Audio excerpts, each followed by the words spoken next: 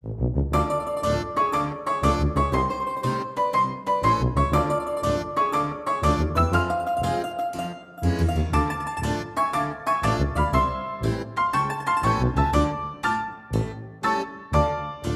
Title shoot দুইখন ৰাজ্যৰ মাজত আৰম্ভ হয়।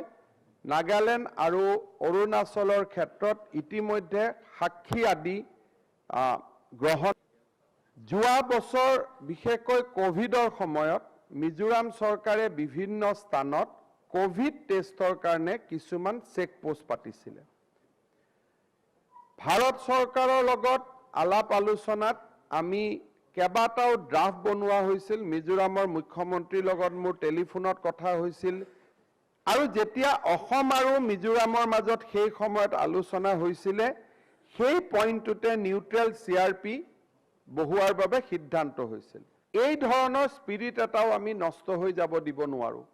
ভাৰতৰ গৃহমন্ত্ৰী ডাঙৰীয়াৰ তৎপৰতাত মিজোৰামৰ মুখ্যমন্ত্ৰীৰ লগত মোৰ হোৱা আলোচনাৰ পৰিপ্ৰেক্ষিতত মাননীয় মন্ত্ৰী অশোক সিংঘাল ডাঙৰীয়া আৰু অতুল বৰাই মিজোৰামলৈকে যায়।